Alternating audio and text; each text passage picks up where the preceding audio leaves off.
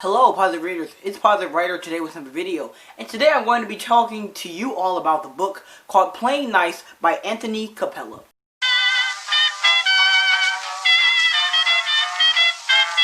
I freaking love this book, I'm being honest. It's an amazing novel, and I heard about it. It's really new. It came out July 28th, 2020, so it's only been out for like a month now, and I freaking love it so much. I read it, I think during Avatar The Last Page Turner readathon. But I didn't read it for those readathons, I just was reading it in the middle of those. But I finished it, and it was an amazing read. From start to finish, I was hooked. And for the moment I heard what the premise was going to be, I knew it was going to be good. But I didn't know it was going to be that good. So without further ado, I'm going to tell you what this book is about, and then I'm going to get into these notes, because I have a lot of them, and I really just loved this book. One of the best books I've ever read in my life. It's so unique. It's amazing. So this book is about this family, these two people, Pete and Maddie, who are not married, but they're in a relationship, and they're together, and they live together, and they have a kid. It's like two. And one day, this guy and his private investigator come to their door and are like, "Your son is actually our son, and our son is actually your son. They got something at the hospital, so we're gonna sue the hospital. Would you like to be a part of that? You know, and like basically tried to, do custody type of thing just right there in the living room. But like, gave them some time to think about it or whatever. But basically just wanted to present the idea that yes, your son is my son and my son is your son, but we can still we can be friends and we can make this an interactive experience for the both of us. And that's basically where it pops off, because they start to then converse with these people and, let them into their lives. And things just start going wrong. So I'm not telling you anything else. Please read this book. That's all I heard about it. Like, that's all that the blurb tells you, and that's all. I forgot the booktuber's name. I'll put her name and her picture right here. If it wasn't for her, I would not have heard about this book, I don't think. And the way that she described it just made it sound so good. And it's the reason I picked it up. So definitely go watch her videos and, just follow her in general. Go read it, then you can come back and listen to all my thoughts. Because I don't usually review thriller books, but this book deserves a review. Absolutely. And the fact that it's so new, I need people to go read this right now. So without further ado, I just want to start talking about this. So the first, like I told you, it pops off, and then he comes to the house. And right away, I'm weirded out, because the book is not only told in, normal chapters. It's also told in kind of emails and reports and stuff like this. And the first report that we see after the meeting of Miles, which is the other man, and then Pete, we see his account of the evening is Pete basically being violent and, very upset about this predicament that they found themselves in. When we just watched in the actual scene that homeboy was just completely fine. Right then, I knew some shit was up. But the author is absolutely fantastic, because that did not come up again until much later in the book. And by that time, it was still a big enough of a shock that you're like, oh shit, I remember that. But damn, I can't believe he's doing this. It was so surreal that whatever was happening, that even though they gave you that little breadcrumb, you don't really know where it's going until you find out at the closer to the end. So look, you guys, just from off the back, I was already like, but it just kept getting better. I love the way that it's called Playing Nice, because the adults are acting more like children, which is mainly just Miles, which is the other dad.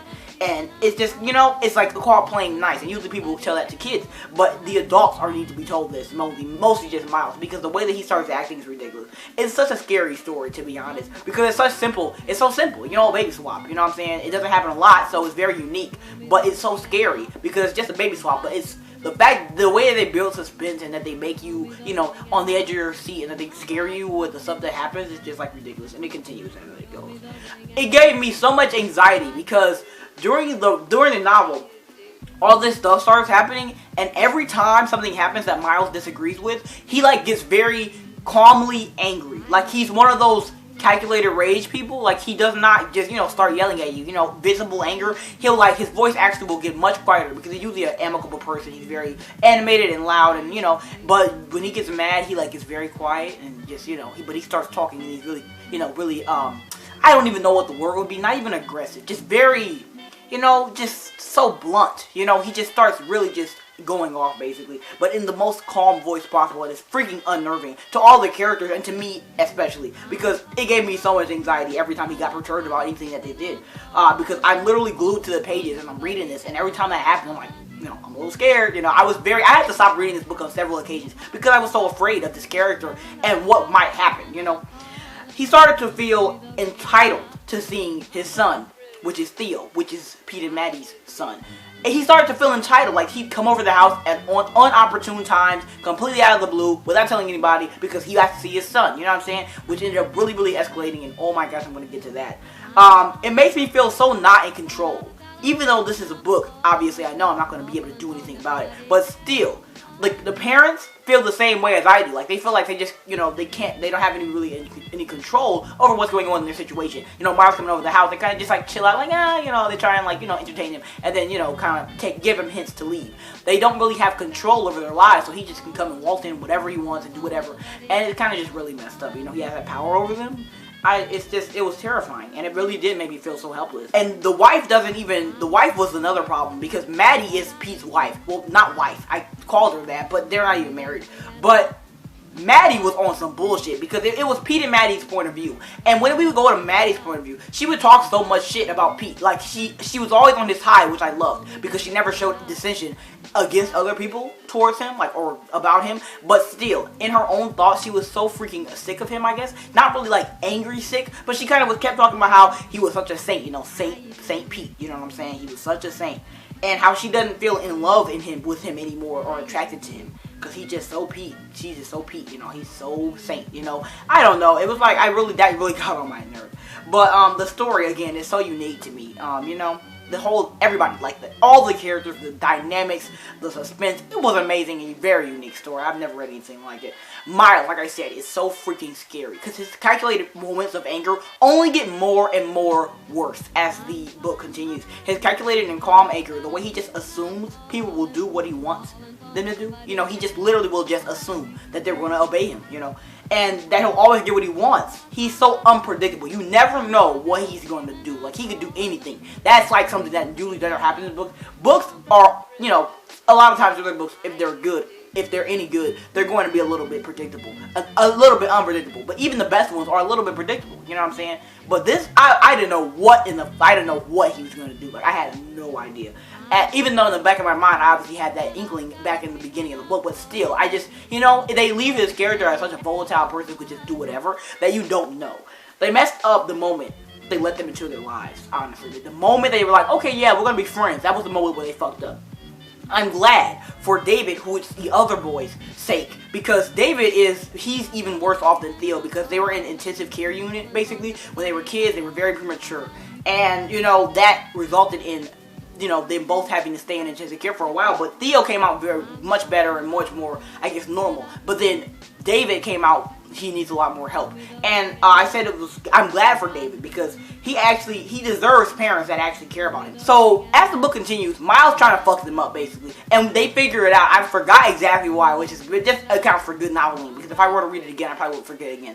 But the way that he did this was, he is going to adopt, he's going to try now to get Miles, to get Theo and David, you know. And I wanted Maddie and Pete to be able to adopt both boys, because they're pretty great parents to Theo, even though he's like a problem child. And I wanted David to have that same parenting style, because obviously Miles' parenting style is not good. Okay, so, and we know he's not a good person anyway, so he's just not a good person. And we know he also does not like David, because David is, like, not going to be his staple son, you know, that he wants or whatever. So I wanted Pete and Maddie to adopt both boys, but then Miles did it. And that's what I was talking about in this. The fact that they messed up the moment they let them into their lives. And I really wanted them to have both boys, but then Miles jumped the gun and did it first. And I'm just like, oh fuck, like, this is not good. Miles is off the chain. He pulled every single encounter, basically, to you know, further this case that he should just have both boys. He pulled every single encounter that he had with Pete and Maddie and made them seem unfit. Like, anything he's even heard about Theo and their parenting style and all this stuff, he makes them sound unfit. And it's just like, oh my, it was ridiculous, the type of stuff he was doing. Every 5 seconds there was something else, and I just kept feeling more and more helpless and scared about what else are you going to do now, you know? It was so outlandish, the stuff he was doing. Like, you read the book, you see all these interactions, you know what happened. But then he takes them all the stuff we just read, we just saw happen. He takes them all and misconstrues them, so it sounds like Pete and Maddie are not fit to have the children, or even one child. It's just like, oh my gosh, the way he was doing this, you guys, I'm being honest. Like, the fact that it even was happening in the first place, it was baffling me. It baffled Pete, And Pete said, unbelievable. And that's exactly how I feel, because I just, honestly, it was just absolutely ridiculous, the type of stuff he was doing. I don't even know. And then Maddie, they were talking and with their lawyer about what they were going to do with this case, like how they were going to combat this. And she was like, we just want Theo. But then she was like, hold on a minute. David's my actual son. I can't just leave him with that fucking demon of a man. So she was like, I want to fight for David too. And that was beautiful. I love that. Because I wanted them, like I said in the beginning, I wanted them to just, have both boys, both boys, because Miles should not be a dad. And I said I was so mad about the way that Miles started to twist stuff. Like, I told you about this already, but I was so angry about it. Because he got the freaking reverend from their christening or whatever to bend the words. To make everything seem like Pete really like Pete could not control his son. It's just like, oh my gosh, it's ridiculous. It's ridiculous. This is a quote. She stopped suddenly. Is that all it was? What do you mean? I said, even though I knew exactly what she meant. Is there anything between you and Bronow that I should know about? She demanded. I looked in her eye. No, absolutely not. Basically, we also find out during all this stuff that Maddie cheated on Pete twice. And she calls them her slip-ups. Like, Maddie is she's like emotionally, I don't even know, like she was going through something, because she literally called her cheating on her, like, spouse, basically, that's just not actually married to her, as like a slip up, I just slipped up, you know what I'm saying? That's how she was basically saying it in her mind. Theo doesn't know, and that's because Pete doesn't know. And during this scene, she basically had some, doubts about the fact that Pete was fucking around with this nurse that they both knew. And so she was asking him, is that all it was? Were you just talking or whatever? And he was like, what do you mean? Even though he knew what she meant, and she was like, is there anything between you and Bronow, which is a nurse, that I don't know about? And then he said no. And then I said, we see people not as they are, but as we are. But I know for sure her two slip-ups having behind is not talking about somebody else cheating. Because the way that she was wording this is like, well, what? Tell me, were you cheating, And I'm like, ma'am, I know you not talking. Like, you literally cheated on him twice, and you know that. And he does not know that. And you're going to be on his head, you know what I'm saying? We obviously always see stuff as we are. But it's just like, I know you're not talking shit when you know you've done this twice. You know what I'm saying? Anyway, yes, I am furious. They're trying to take his son. Like, Miles and his wife are trying to take his son. And now, they basically did something else where he couldn't even come home until the whole thing was finalized. They basically found some shit on his computer, got some tea on him, and then he was taken out of his home. Like, he could not live there at the time because he was such an unfit parent, It was absolutely ridiculous. Then Maddie was on his head about finding out that he was watching porn on his computer.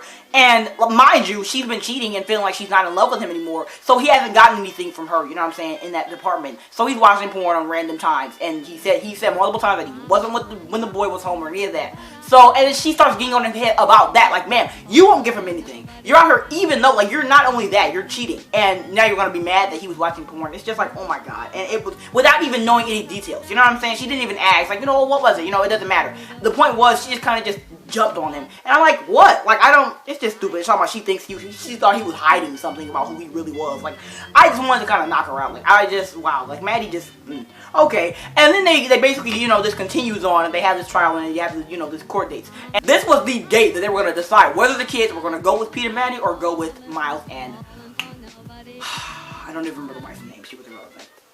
She was pretty subdued and pretty submissive as far as towards Miles, because he's the dominant clown, so she kind of was just kind of subdued because of him. But anyway, they were in the courtroom, and this was the hearing, and I think they were going on a recess or something, and then they were walking out of the courtroom, and Pete was in front of everybody, and so was Miles' wife, I'm pretty sure. And then Miles and Maddie were next to each other, and he like grabbed her ass in the middle of the courtroom, talking like, whispering shit in her ear. And I was like, what? Like, in the middle of the courtroom. And she just knew for a fact that she couldn't turn around and say a damn thing, because everybody's gonna be like, oh, look at her trying to come up with some more dirt just so she can win. We all could see that she would not have won that fight, and that it wouldn't have made her look any better. And I'm like, we just fully saw her get sexually assaulted in the middle of the courtroom, and we know it was it was in secret, so we know that if she were to, blow it up, then no one would care. It was just like, oh my God, like the feeling of no control again. It's just like, he does so much stuff to make sure that everybody else is backed into a corner. Lynn, I'm pretty sure, is their lawyer, and this whole, no, not their lawyer. I'm pretty sure this is Pete and Maddie's. This is Miles and his wife's lawyer or somebody who basically was like a child person, you know, that the child protective person, you know, the social services. This is in Britain, so I'm really not sure what this person is. But basically, they're just kind of helping. They're kind of like the person that's facilitating it all.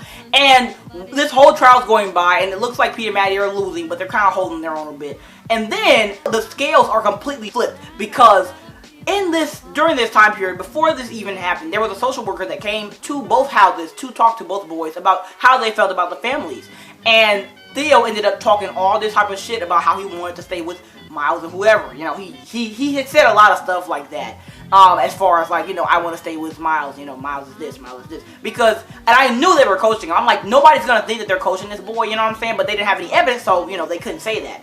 But now, in this courtroom, when everything seems like it's not going Peter Maddie's way, Lynn, who was this lady who's like a social worker, basically comes up with an entire video, like a surveillance footage, of Miles' wife talking to David and then Theo about, you know, tell them that you want to stay over here. You know, when they ask you, always make us seem like we're the best. You know what I'm saying? Just like coaching him, like I said. And she had the full video of her doing this. And the whole thing just flipped. And I was like, yes. Like, I was so freaking happy because Lynn had not been on their side the entire time. But she saw that video and she was like, oh my fuck. Like, I have to tell him about this.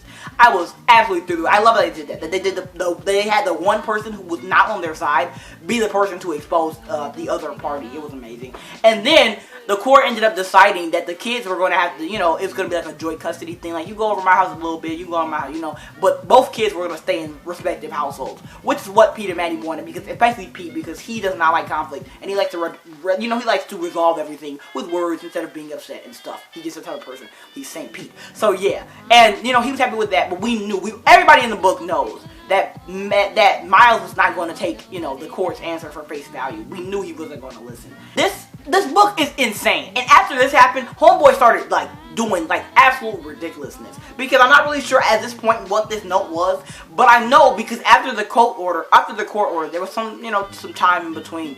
And you know, everything was fine. And then one time, Theo got lost in the grocery store, and then somebody said that they saw him leaving with a guy in a something, you know, and this guy that was wearing something and looking a certain way, and we all knew it was Miles. And then Pete's like, oh my gosh, like, I can't believe it. And all this stuff starts popping off. And they're like, I have to get Theo back, you know what I'm saying? So they start like going into overdrive. And then I'm pretty sure either they get Theo back or they didn't, but Pete and Maddie were having this conversation about how Miles is off the fucking chain and we have to do something about this. So Maddie is talking to Pete at this point. Pete, she began, and I knew that what she was about to say was serious. Perhaps the time for playing by the rules is over. Perhaps we need to fight dirty, the way Miles has always fought. Righteous Pete, how the only option is to do what needs to be done. The hell with the law. She basically was saying, you know, like, you know, we need to just say fuck it. Like, I'm sick of this man. We need to, like, do something about this. That, you know, the law, we don't need to worry about that anymore. Like, the law was basically not even on our side if we hadn't had that video. So we need to do something on our terms. And I love that. I love in movies where people who are usually, you know, by the book, you know, we're going to do this and this and this. They just lash out. They're like, this will not stand any longer. I'm standing my ground. No, I'm going to do something about this. I love that scene. So this was something I really, really enjoyed. And then Lucy, who is Miles' wife, I'm glad I put her name in here. She basically was the one who we found out that she's the one who actually switched the babies in the first place. Because it was going back and forth with everybody about, was it somebody in this hospital staff, was it Miles, was it this, was it this, was it this, you know? But it was actually Lucy who was looking out for her son, because she knew that Theo growing up in this household just would not have been good, okay? And she knew that. So she was like, you know what, I'm going to switch this so that at least my son can have the proper childhood, you know what I'm saying, and not the proper parenting. I'm still in this relationship, you know, she was very subdued and stuff in his relationship, but she wanted to save her son. And I freaking love that. I love that, you know, and if it wasn't for him doing the paternity test and all that, they wouldn't even have figured it out, and Theo would have gotten out, you know, unscathed by Miles. And I love that, you know, I love that was what ended up happening. And so Lucy basically is talking to them about this, and after this, Maddie's like, oh hell no. And Maddie decides that she is going to kill Miles. And she gets in her car because she knows Pete's not going to do it. She gets in her car. And not even that she knows she's not going to do it. She knows that even if he did do it, that it would eat him up inside forever. So Maddie's going to do it. And Maddie gets into her car. And basically, all this stuff came out about Miles back in the day. About how he literally had, you know, ran people down with his car that were like jogging and stuff like this and hurt people and kill people because they didn't do something that he wanted, you know what I'm saying? And, you know, that had happened like multiple times. And so Maddie thought it was fitting to kill him this way. So she got in her car and he was like on his morning run. And And she basically just ran right into him, and he's like a psychopath basically. And so this is the quote that she had right before she killed him. When I kept on coming and he saw that I meant to hit him, he grinned. There had been no fear in his eyes, only a kind of alert, exultant excitement and a nod. Whether that was a gesture of acceptance or something else, of recognition, welcome even, I couldn't have said. And I love that quote so much because I'm not going to say it yet because that's kind of a big plot twist because that's like closer to the end. That's why I'm getting to it now. But the way that, you know, he kind of like nodded at her and acceptance, seeing her behind the wheel, it's kind of like he just kind of acknowledged something that's in her that's the same as something that's in him. You know, I love that that was his kind of last thing to do. You know, I love all the characters. The way that I hated Miles was just because he was a really good written character that was written to be hated.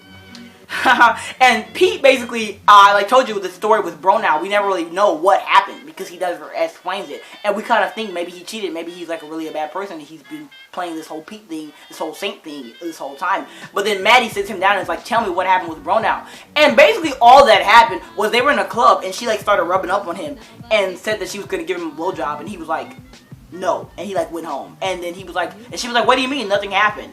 And he was like, yeah, but you know, she said something to me, you know what I'm saying? And this was a quote. You do know a blowjob wouldn't count, Pete Riley, don't you? What with you not even being married? He stopped, shamefaced. And I said, but that was just the point. Of course it would count. And once she said it out loud like that, I suddenly realized that this was where this was heading, how squalid it was. And I just wasn't letting it happen. So I went and packed my bag and got on the first train to London. Now it's my turn to stare. You mean nothing happened? He frowned. That happened. He's such a good person. You know what I'm saying? He really is just a good person. And obviously he's not perfect, but he really is just a good person. And he basically felt so guilty about this because it had almost happened. Because if he hadn't gone, then it probably would have happened. And he recognized that. You know, the fact that he's that good of a person and that, you know, Maddie just could not, you know, fathom that, you know, something more couldn't have happened. You know, it was just like insane to find out that all this time that he's been guilty, it's just been about something that almost happened. You know, it was ridiculous.